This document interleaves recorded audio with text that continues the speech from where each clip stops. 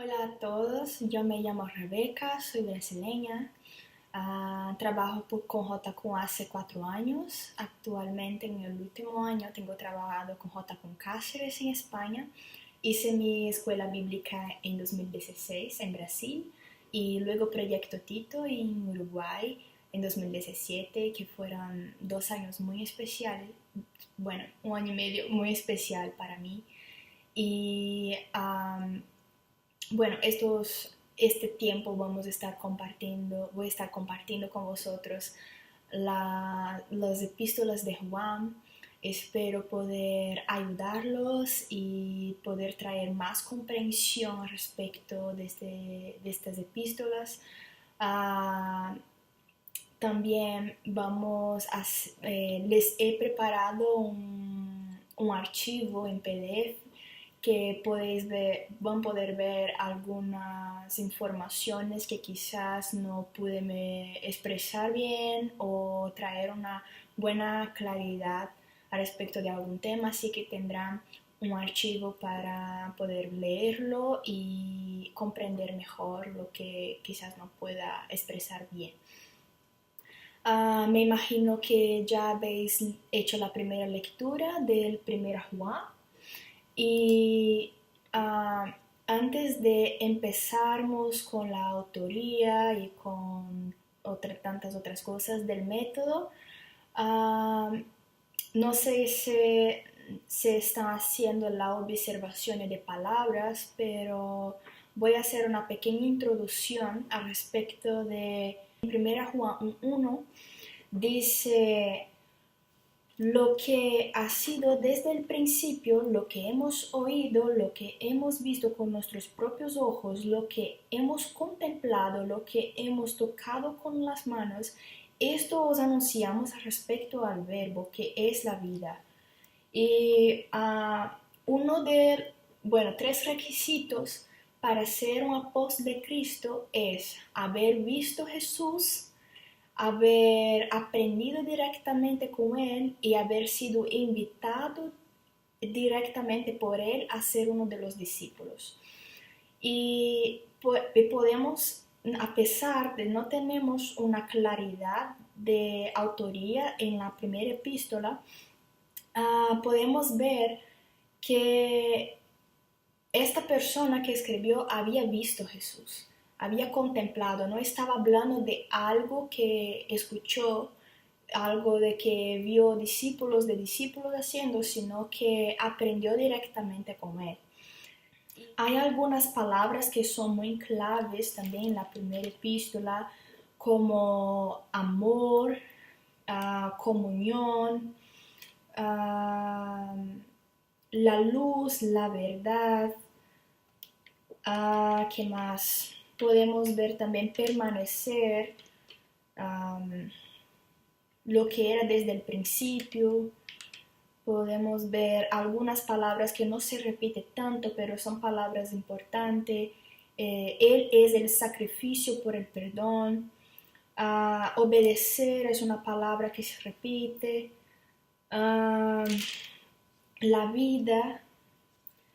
También una observación importante es las expresiones de Juan a decir queridos hijos, jóvenes, padres.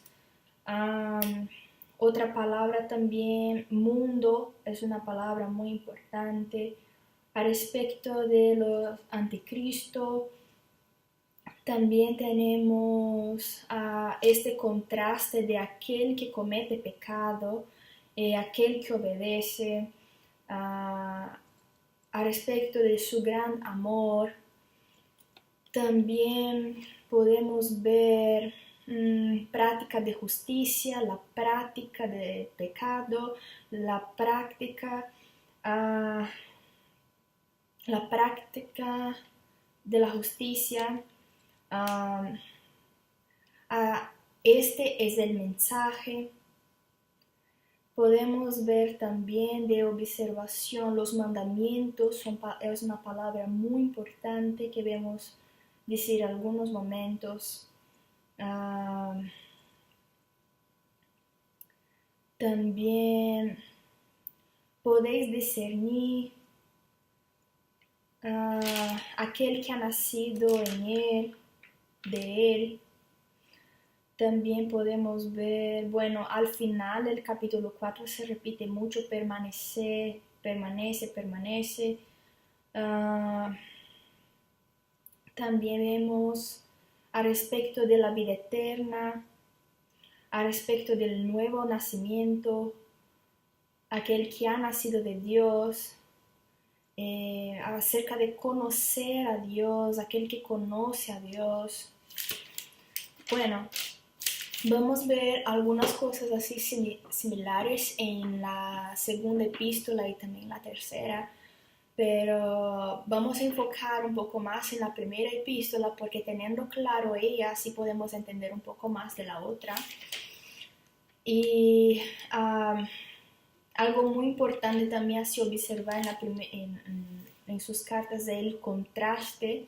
Juan está intentando repetir muchas veces muchas palabras para que de verdad se quedara clara respecto del amor, respecto de la luz, que son dos palabras muy importantes en la primera epístola. Y bueno, Juan escribió esta carta enfatizando 3 puntos muy específicos: la vida, el amor y la verdad, dejando claro los contrastes de lo bueno y lo malo. Y a pesar de parecer una carta sencilla de solo 5 capítulos, tiene mucha profundidad y se puede ver cómo son cosas que pasan hasta los días de hoy con nosotros en medio cristiano o también en nuestro contacto con el mundo. Y es una carta con valores muy actuales para nuestros días. Y en el versículo 1.5 dice algo muy importante, que este es el mensaje que hemos oído de él. Y la mensaje que han oído de él es que Dios es luz y en él no hay oscuridad. Luego, en 3.11 dice: este es el mensaje que habéis oído desde el principio. Y el mensaje que han oído es que nos amemos uno a otros. Entonces, Juan va a repetir eso en 1.5 y 3.11, que el mensaje es esta, que podemos vivir en la luz de Dios y que esta luz pueda enseñar que nosotros estamos amando a nuestro hermano, que estamos permaneciendo en su verdad, que estamos obedeciendo sus mandamientos, que tenemos la esperanza de la vida eterna, que creemos que Jesús vino en carne y vino como Dios. Y la palabra luz dice que Dios es luz y que aquellos que están en Él caminan la verdad, de estar en comunión uno con otros, no vivir en la mentira, pero obedecer a sus mandamientos.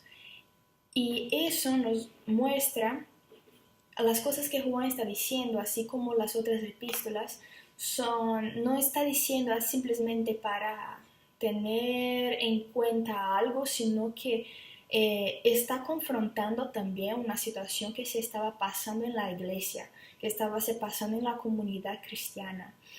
Dice que aquellos que son verdaderos hijos de Dios, ellos viven la palabra de Dios, ellos viven la verdad y caminan en esta luz y están en esta luz. Y la palabra amor, que bueno, conocemos Juan como el discípulo del amor, como el apóstol del amor, y dice que no seamos como Caín, que asesinó a su hermano. Y para mí particularmente esto suena muy fuerte, porque aquellos que no están sabiendo amar a su prójimo son comparados como asesinos, son comparados como alguien que no está cumpliendo con un mandamiento que se resume toda la ley, amar a su próximo y amar a Dios sobre todas las cosas es lo que resume las leyes de los profetas. Así que es un mandamiento muy importante y ciertamente no es en vano que Juan está enfatizando tanto eso. Había también muchos falsos maestros y que estaban enseñando muchas cosas contradiciendo el carácter de Dios, contradiciendo su verdad, contradiciendo que Jesús vino, que Dios podría haber encarnado, había podido estar en carne, contradiciendo el amor al prójimo. Juan anima a la iglesia, anima a la comunidad cristiana a confiar en el amor de Dios hacia ellos y también a amar a su prójimo como Jesús lo había enseñado.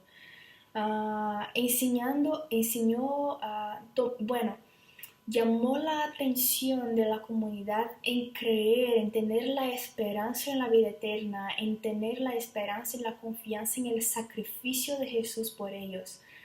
Y en el 5:20 dice, también sabemos que el Hijo de Dios ha venido y nos ha dado entendimiento para que conozcamos a Dios verdadero y estamos con Él verdadero, con su Hijo Jesucristo. Este es el Dios verdadero y la vida eterna.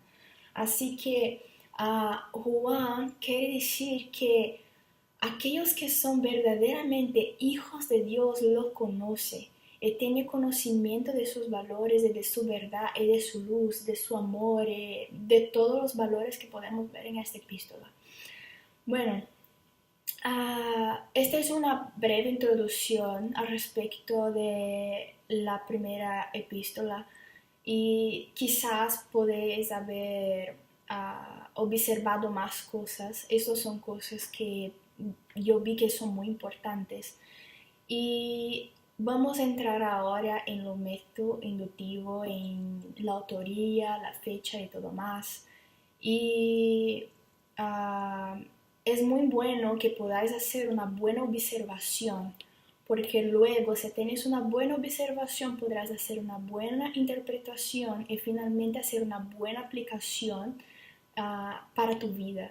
Este es el objetivo de la palabra, que ella pueda nos transformar, que podamos recibir de Dios la transformación por su palabra, por su revelación, por su poder. Así que invirtáis tiempo en conocer, en estudiar esta epístola, así que aunque parezca muy sencilla, pero en la simplicidad de Dios hay mucha profundidad. Así que os animo y de verdad espero ayudarlos. Bueno, así que empezamos a estudiar al respecto de la autoría, si fue Juan o no. La primera epístola, en la primera carta, no tenemos ninguna evidencia interna, ninguna evidencia del texto que nos pueda decir que fue Juan que escribió. Simplemente tenemos muchas similitudes con el Evangelio de Juan y así podemos ver que por tanta similitud fue Juan, pero también algunos estudiosos dicen que esto no es suficiente para defender su autoría, que puede ser que alguien copió algún escrito suyo y lo hizo similar, pero no, algunos estudiosos dicen que no es suficiente. Van a poder ver en el archivo que les voy a enviar que hay muchos versículos muy similares con el Evangelio y también, como vimos en la introducción, el versículo 1:1 que dice que con nuestros propios ojos hemos contemplado, esto puede nos decir como posiblemente, probablemente fue Juan, porque podemos ver cómo fue alguien que aprendió directamente con Jesús, fue alguien que estuvo con él, que vio quizás las actitudes de Jesús, él no solo escuchó, él no solo aprendió de otros, sino que de la fuente mismo. Así que puede ser también que este versículo 1.1 sea simplemente un combate al gnosticismo, que no creían que Jesús era el Cristo. Entonces, esto podría ser un combate a poder decir que de verdad Jesús vino y habitó entre nosotros como hombre.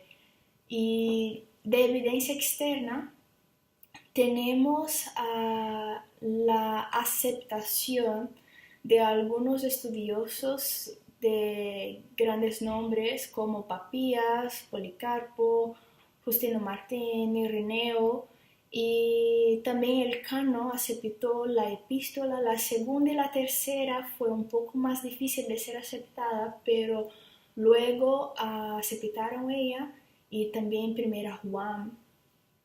Así que tenemos la confirmación de estos. También hay algunas refutaciones que dicen que no hay una identificación y la carta aparece como anónima, pero en contrarrefutación vamos a poder ver que el Evangelio no es anónimo, considerando la declaración de Juan 21-24, que dice, este es el discípulo que da testimonio de estas cosas y las escribió, y estamos convencidos de que su testimonio es verídico. Así que Juan aprendió con Jesús y él tendría esta autoridad para poder enseñar, para poder ser el autor de esta epístola. También, como contrarrefutación de eso, tenemos las similitudes de las ideas, las expresiones en el Apocalipsis también.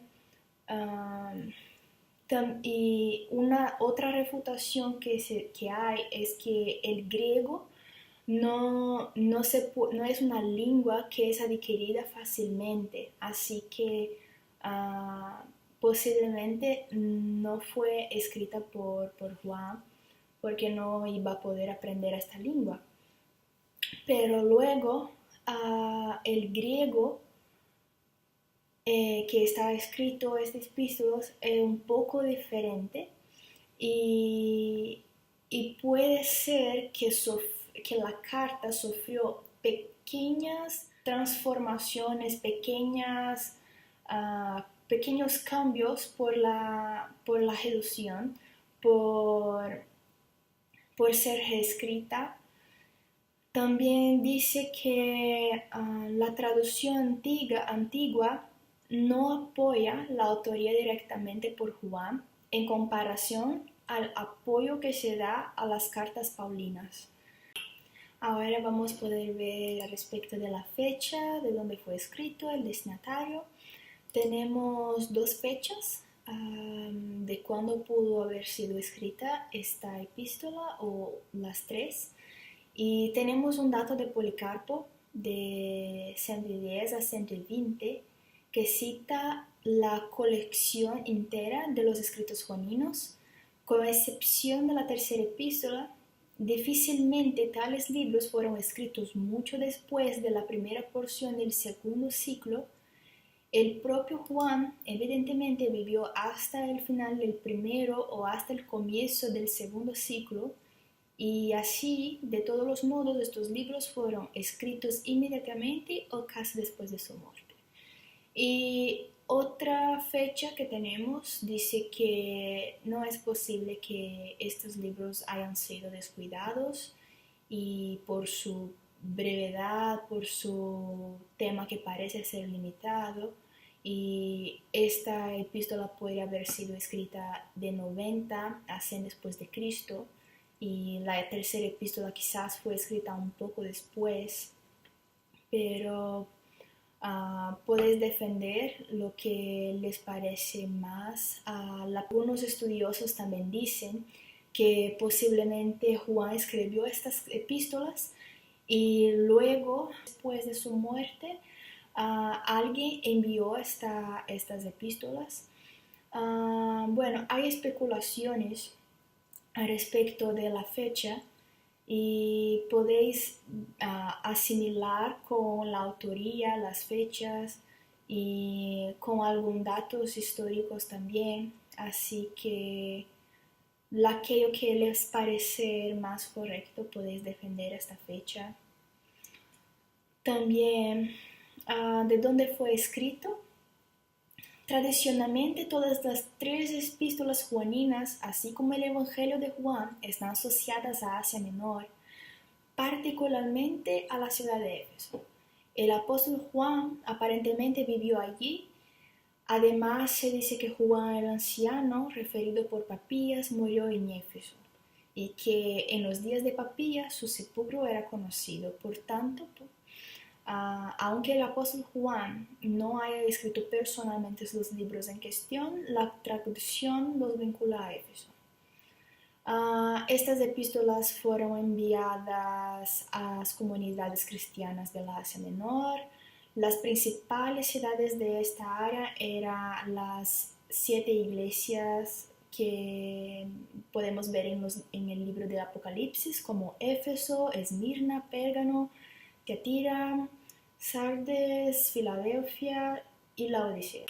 Ahora vamos a entrar en el histórico y voy a destacar los puntos más importantes y luego tenéis el archivo que les voy a enviar y podéis estar acompañando con el archivo y mirando con más paciencia también los detalles y cosas que no voy a estar citando, no voy a estar diciendo en el video.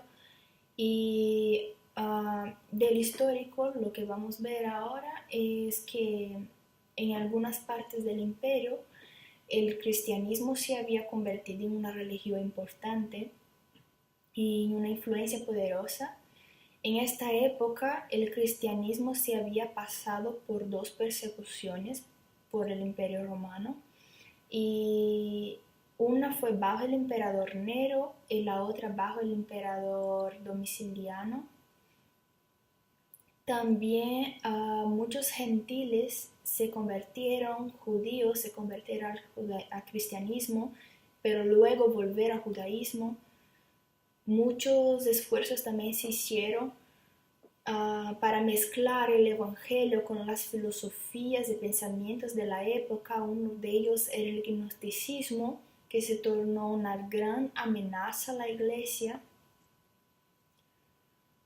Algunas cosas que podemos recordar al respecto del gnosticismo es que se basaba en conocimiento y su conocimiento era siempre una sabiduría mística, sobrenatural, mediante la cual los iniciados eran llevados a un verdadero entendimiento del universo y salvos del mal de este mundo.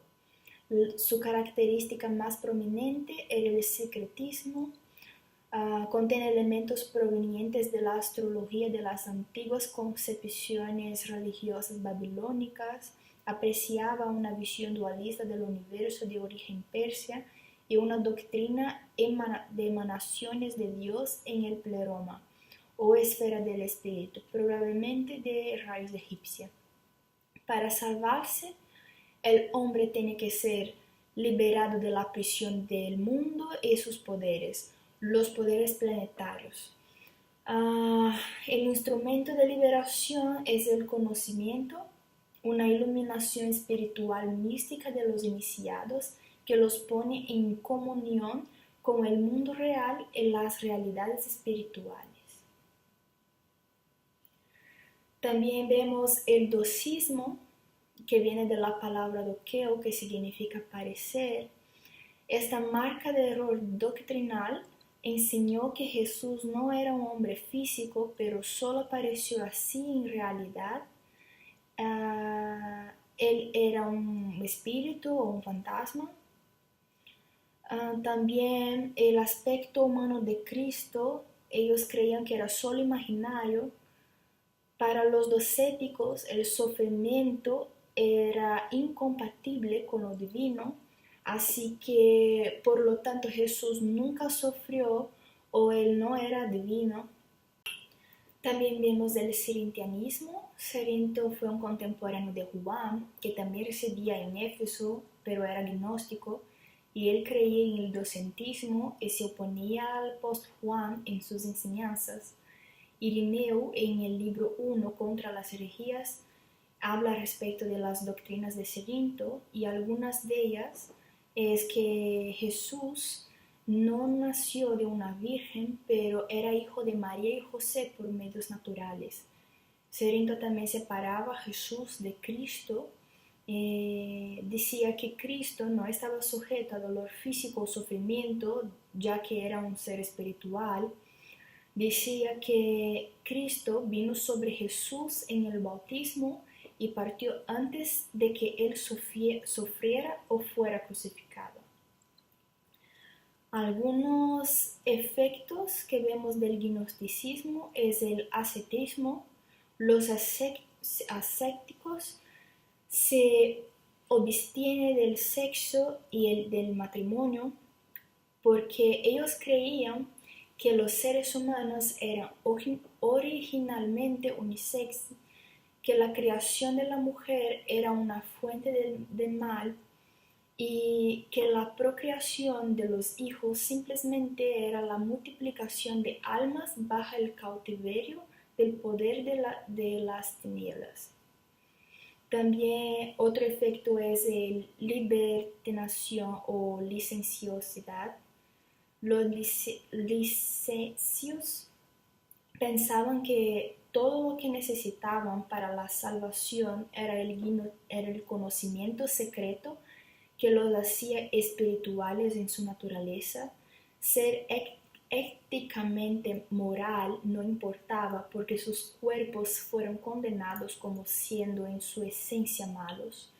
Así, la inmoralidad no afectada en nada de su estado de espiritualidad.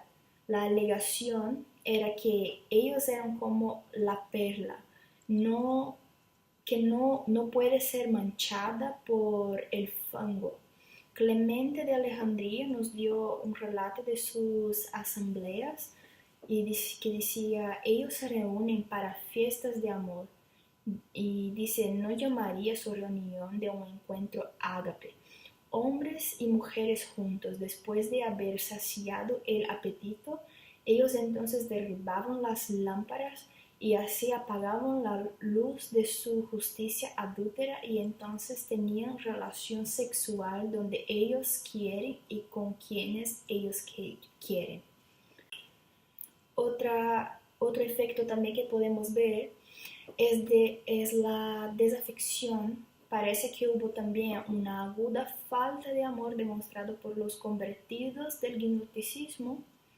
Estar entre los elegidos y estar conociendo, recibiendo el conocimiento, producía eso de alguna manera.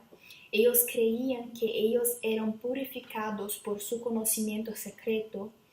Y Ignacio de Antioquía describe los gnósticos en una de sus cartas y dice, no os noten como los que predican diferentes doctrinas, exposición, envidia y falsedad en su trato entre sí, no tienen ninguna consideración para el amor.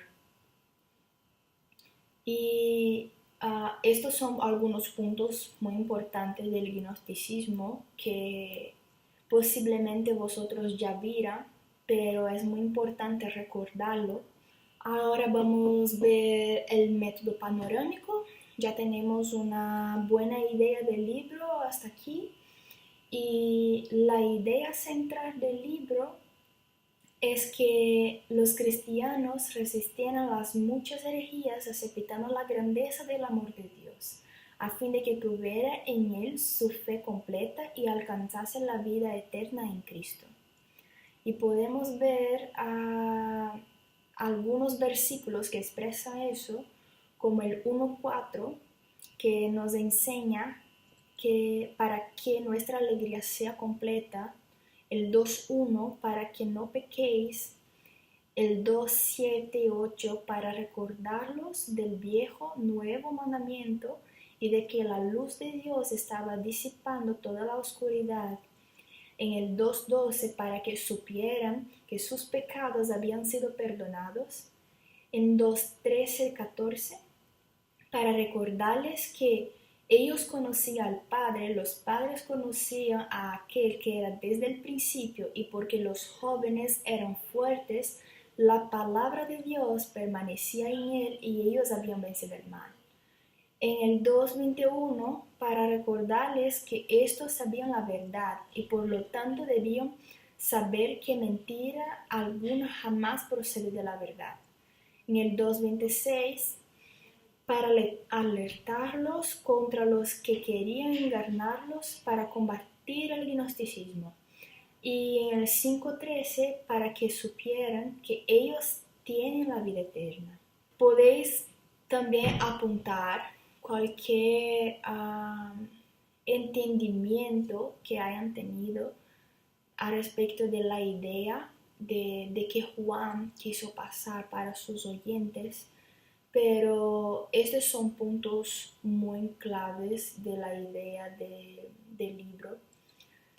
Tenemos un pasaje difícil en el texto también, que es en el 5, 16, 17, que dice: si alguno ve a su hermano cometer un pecado que no lleva a la muerte, ore por él y Dios le dará vida. Me refiero a quien comete un pecado que no lleva a la muerte. Hay un pecado que sí lleva a la muerte. En este caso no digo que se ore por él. Toda maldad es pecado, pero hay pecado que no lleva a la muerte. Y hay muchas especulaciones, hay muchas ideas de lo que podría ser este pecado que lleva a la muerte. Y les voy a enviar 3 opciones que podéis ver. La primera es que el pecado que lleva a la muerte es referente a negar a Cristo por el contexto gnóstico, o puede ser no en la falta del cumplimiento de la ley, o la opción C puede ser la blasfemia contra el Espíritu Santo, que vemos en Mateo 12:31 también. Y en el texto de 1 Juan, en el 3, 4 a 10, dice que todo el que comete pecado quebranta la ley. De hecho, el pecado es transgresor de la ley. Pero vosotros sabéis que Jesucristo se manifestó para quitar nuestros pecados y Él no tiene pecado. Todo el que permanece en él no practica el pecado. Todo el que practica el pecado no le ha visto ni le ha conocido.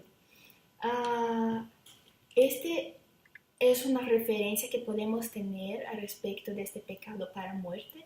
Tenéis estas opciones que podéis estar pensando y escribiendo cuál de ellas crees que es este pecado para la muerte, y que puedes explicar también por qué sería esta opción. Ahora me gustaría poder volver otra vez al texto para observarnos algunas cosas importantes para la interpretación. Y en el 2:13, cuando 14, perdón, cuando Juan se refiere a los queridos hijos, a los padres y a los jóvenes, Juan no está queriendo ser apenas cariñoso, porque podemos ver cómo la epístola tiene muchas características pastorales, pero cuando dice a los queridos hijos, refiérese a aquellos que ya aceptaron a Jesús como su Señor y Salvador, aquellos que ya recibieron su identidad como hijos de Dios y son puede ser también considerado como sus ovejas, aunque probablemente uh, esta iglesia, esta comunidad tenía sus líderes, así como vemos en el 13 cuando se refiere a los padres,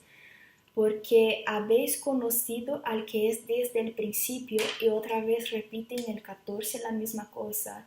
Entonces posiblemente Juan está refiriéndose a aquellos que ya conocían, aquellos que ya enseñaban, aquellos que eran los líderes de la iglesia. Y cuando dice os escribo jóvenes, posiblemente se refiere a los nuevos convertidos, a aquellos que dejaron una vida de pecado, una vida en la oscuridad para recibir a Cristo. Y también podemos ver en este texto la motivación de Juan a los jóvenes, aquellos que empezaron este caminar con Jesús, diciendo, porque sois fuertes y la palabra de Dios permanece en vosotros y habéis vencido el maligno. Y podemos ver esto como una motivación para que ellos puedan seguir en este caminar, aceptando a cada día las verdades de Dios y permaneciendo en Cristo. Otra cosa del texto que podemos ver es en el 2:26, que dice a respecto de la unción: estas cosas os escribo acerca de los que procuren ganaros. En cuanto a vosotros, la unción que de él recibisteis permanece en vosotros y no necesitáis que nadie os enseñe. Esta unción es auténtica, no es falsa y os enseña todas las cosas. Permaneced en él tal y como él os enseñó. Probablemente, esta unción que Juan se refiere sea el Espíritu Santo, cual nos trae discernimiento de las cosas que provienen de Dios y que provienen del maligno. Así que hay muchas cosas muy interesantes que cuanto más estudiamos esta epístola, más vamos a poder conocer. Pero estas son observaciones muy importantes también para tener en cuenta en la hora de interpretar. Y espero que de verdad esta epístola pueda traer luz y verdad sobre vuestras vidas. También que quiero encerrar este video, esta clase, con 3 preguntas. La primera, como aplicación para nuestras vidas, de pensar si estoy amando a mi prójimo como a mí mismo, si no estoy viviendo como un asesino. Bueno, entonces esta fue la epístola de Juan y quiero compartir 3 preguntas para pensar, para aplicarlas. Y la primera de ellas es si estamos caminando en la luz de la verdad. Como podemos ver en la epístola, Juan enfatizando la luz de Dios, la luz que recibimos de Dios, este caminar en la luz de su verdad, de la luz de sus valores y principios. Estamos caminando en la verdad. La otra pregunta es: ¿estamos cumpliendo el amar a Dios sobre todas las cosas y nuestro prójimo como Jesús lo hizo? Otra vez vuelvo a repetir que las leyes y los profetas se resumen en estas 2 cosas. Así que si nosotros no vivimos una vida de intentar día após día, situación após situación, a cumplir estos dos mandamientos, estamos muy mal y necesitamos arreglar estas cosas delante de Dios y necesitamos amar a Dios sobre todas las cosas, necesitamos amar a nuestro prójimo. Es posible porque Jesús lo hizo y tenemos diversos testimonios, tenemos diversos ejemplos en la palabra mismo de que esto es posible.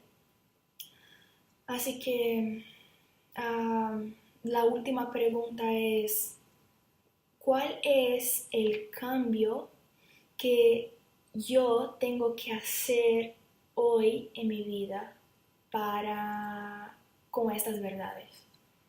Después de pasar por la luz de estas verdades, pasar por la revelación que quizás Dios te trajo a través de esta epístola, ¿cuál es el cambio que puedes ver que Dios te está invitando a hacerlo?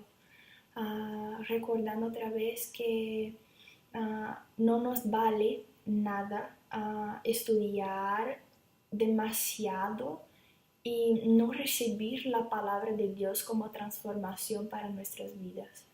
Así que os animo a meditar y a pensar en estas tres preguntas y poder entender qué Dios pide de ti, qué Dios te está enseñando, qué son los cambios que puedes hacer después de este estudio. ¿Vale? Espero poder haber ayudado con esta primera epístola y un gran abrazo y nos vemos en segunda y tercera Juan.